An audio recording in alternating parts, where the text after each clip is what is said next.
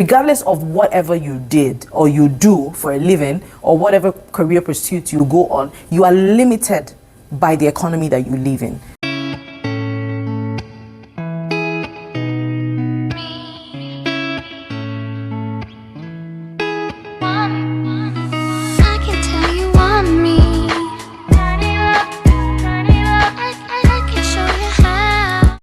Welcome back to my channel. Thank you for being here today. I'm so excited to be back on our very second episode. Yay!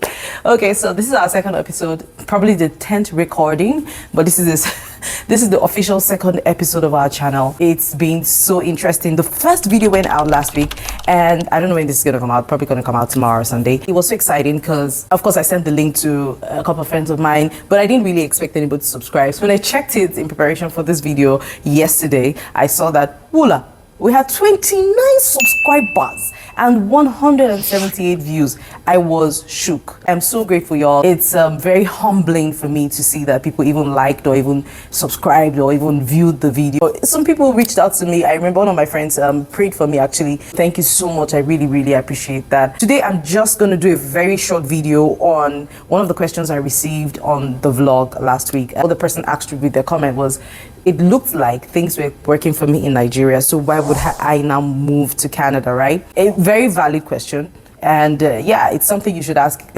me, because I think when I told the story of my life, I said it in a way that probably made someone think. So it's a very good question, and thank you so much. I think it was Chika. Thank you so much for asking that question. It means that you engaged a bit with the video and you heard a bit about my life. It's a very difficult question to answer, but before I answer the question, I will put a short clip. It's a video I saw from Williams Uchemba. He's a very popular personality in Nigeria, and he was lamenting about the economy of Nigeria. What is going on?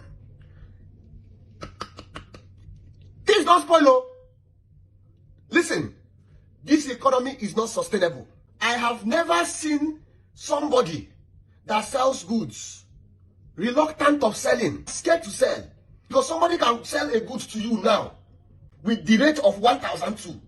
As he's collecting money, it has entered 1,005. He has lost his money. Dollar is now 1.5. And my heart reaches out to everyone back home, you know, that is going through one thing or the other. I know that stuff like inflation and all that is global, but in Nigeria, I know that it's taking a turn for an unprecedented turn. And I'm talking about this video because in asking for a reason why I left, that was one of the reasons. The system that we run back home in Nigeria is not sustainable in any way. I agree. Economically is not, politically is not, in many ways is not. But for me and my house, I know the next line is, we'll serve the Lord. Yes, we'll serve the Lord. It became evident sometime in 2020 for me that really this was the next step for us as a family.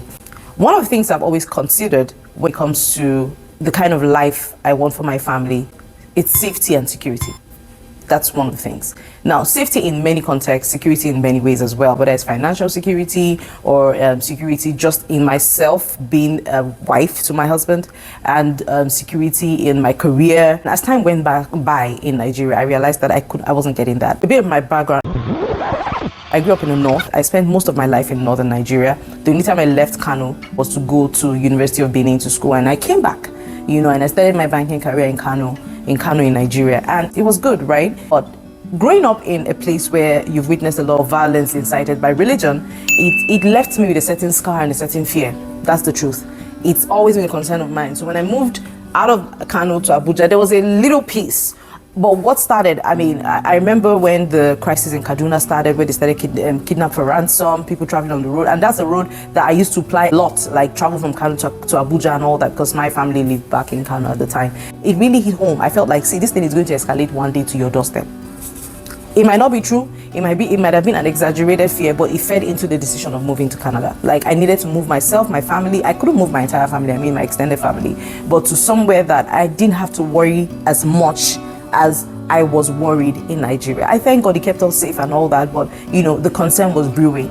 And with such insecurity comes a lot of difficulties in doing business. Whether you're an entrepreneur or you work for somebody, it becomes a bit difficult because investors don't go to where there is insecurity. It's as basic as that. It is more expensive to run a business in a place where there is insecurity. There's a lot of risk associated with such. And of course, when we're looking at the country and its leadership, we're churning the same people, the same principles. Leadership was very lacking at the national level. And what that would do for you is limit the potential you as an individual can reach. You know, yesterday, me and my husband were talking about a certain wedding that was happening in Nigeria, and the kind of money I saw people spraying and their outfit. It was glamorous. It was really beautiful, and I know that a lot of money would have gone into it.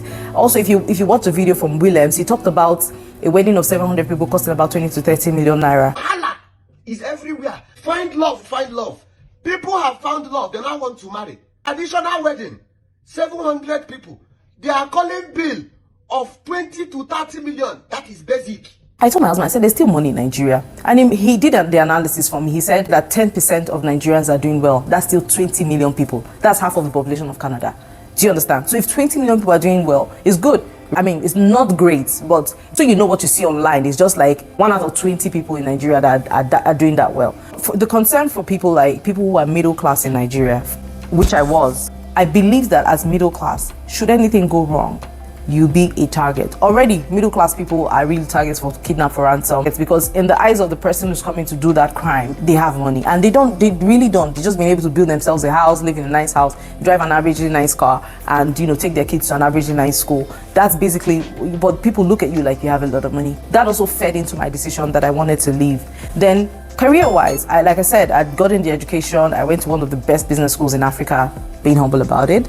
But yeah, that's true, I did. I realized during the business school, you couldn't outlive the economy where you lived it. Regardless of whatever you did or you do for a living or whatever career pursuit you go on, you are limited by the economy that you live in. Moving to a different economy and giving myself a different opportunity, giving my kids especially a different opportunity to thrive in a different economy was something that was top of my list. Like in Nigeria, it's so erratic you can't plan. When I was living in Nigeria, Canadian dollars was about 400 naira to 1 Canadian dollar, and now it's 1,100 naira to 1 Canadian dollar. That's just 1 year after.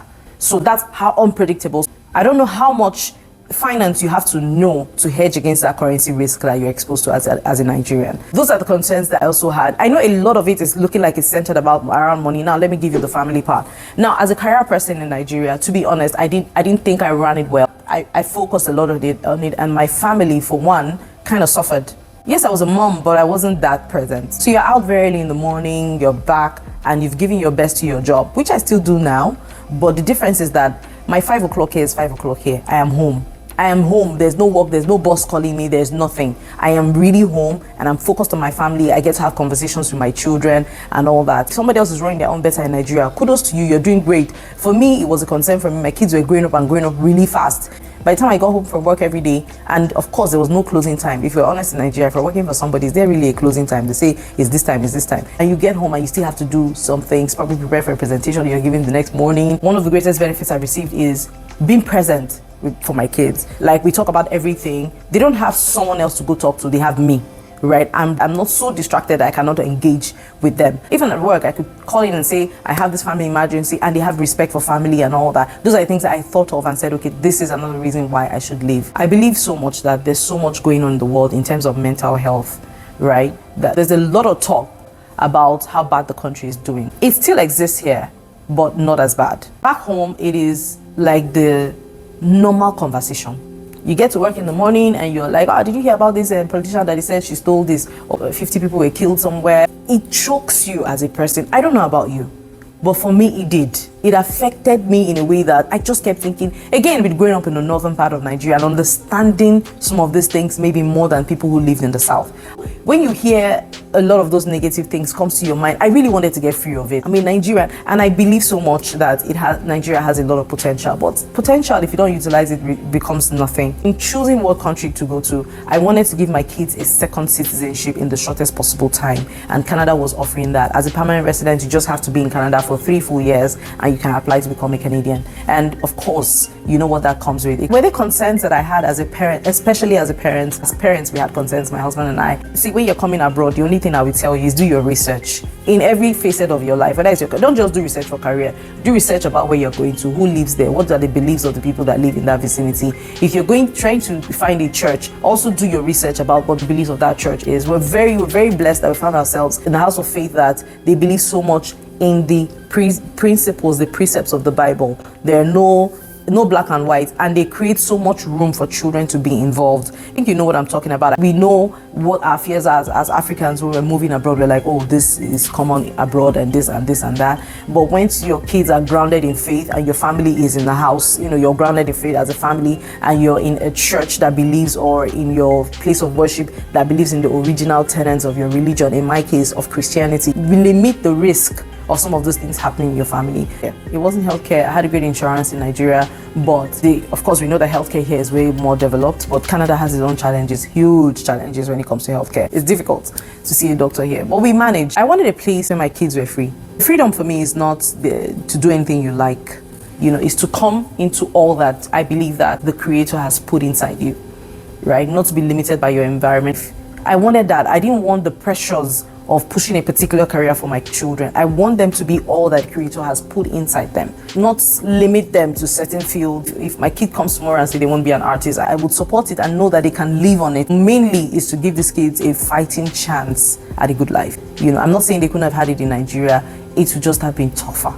And I didn't want to deal with that. So yes, I hope this answers your question as to why I came. Okay, so that's for today's rants. We are done talking about that. I'm sure I missed out a lot of things because I didn't write anything down. I just spoke from my heart. If you've not subscribed, please do. It's a new channel. Support your sister. Comment, say anything. You can drag me. Don't worry, it's allowed for now. Next week, I'm going to be starting something called Money Stories of an Immigrant. So we're going to get into the money part, talk a bit about money and immigration and a couple of other stuff that I think you'll find interesting. For you who already live in Canada, you probably just see it as a moment of reflection. So if you live in Canada, you can also just send me your money stories. That would be so cool. I'd like to share it on the channel as well. So please go ahead and do that. I'm so excited to do this. You have no clue. I'm so excited to do this. And I thank you so much for coming on with me on this journey. So see you next week, same time, Sunday. Have fun. Thank you. Bye.